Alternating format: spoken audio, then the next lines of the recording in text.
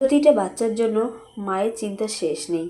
বাচ্চার কিছু হলে মায়ের রাত্রের ঘুম উড়ে যায়। একমাত্র মাই জানে তার বাচ্চার কিছু হলে তার দিন কিভাবে কাটে, রাত কিভাবে কাটে। তো হ্যালো এভরিওয়ান, আমি জ্যোতিকা অধিকারী। সবাই কেমন আছেন? আশা করি ভালো। তো আমি ছোট্ট একটা ব্লগ নিয়ে হাজির হলাম। আর এখন যাচ্ছি আমি বাজারে একটা দরকার আছে। আমি একটা খুব ইমার্জেন্সি দরকারে যাচ্ছি, কারণ কালকেও গিয়েছিলাম, গতকালকেও, তো আজকেও যাচ্ছি। তো সারাদিন আমি ব্লগ করতে পারিনি।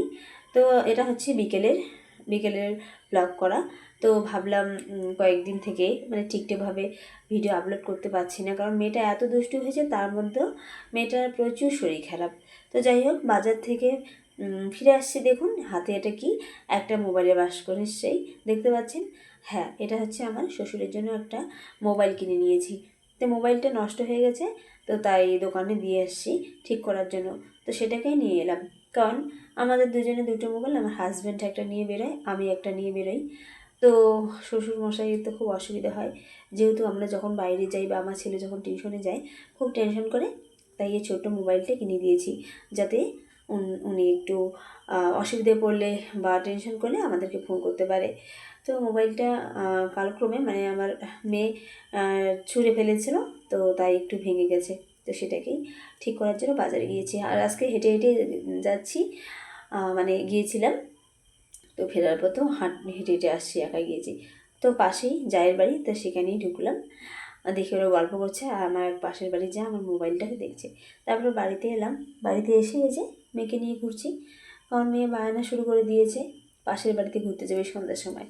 তারপরে বাড়ি ঢুকলাম। দেখুন এখন সন্ধ্যা লেগেই গেছে, আর এটা মোটামুটি একদম যখন সন্ধ্যা বাতি দেয় ঠিক সময়ে আমি বাড়িতে এই ঠিক সময়ে এসেছিলাম। তো বাইরে একটু ভিডিও বানাচ্ছি, কারণ সারাটা দিন সময় পাই না, জানেন, সংসারে প্রচুর চাপ থাকে, অনেক কাজ থাকে, ঠিকঠাকভাবে আর ভিডিও করা হয়ই না। কী করবো, অনেক রাগ হয়, কিন্তু রাগ করে কী করবো বলুন, কার উপরে রাগ করব? সংসার যেহেতু আমাকেই সামলাতে হয়। শাশুড়ি আছে, শাশুড়ি তো মেয়েকে নিয়ে থাকে অনেকটা সময়, আর বাকি কাজগুলো আমাকেই করতে হয়। যাই হোক, সন্ধ্যা দিতে হবে, তাই হাত পা ধুয়ে তারপরে এই যে চিরতা বা কালো মেঘ, অনেকে কালো মেঘও বলে, কিন্তু আমরা এখানে চিরতাই বলি। তো এগুলো তুলে দিচ্ছি, কারণ মেয়ের হয়তো কৃমিও হয়েছে, পেট ব্যথা যেহেতু করে, তাই এগুলো তুলে নিয়ে আজকেই ভিজিয়ে রাখবো, কালকে সকালবেলা খালি পেটে ওকে খাইয়ে দিব। তো মেয়েটার শরীর খারাপ হলে না জানেন খুব মনটা খারাপ হয়, কারণ আমি মা, আমি জানি যে বাচ্চার কতটা কষ্ট হচ্ছে। তো বাচ্চার কষ্ট আর সহ্য হয় না, আমারও ভীষণ কষ্ট হয়।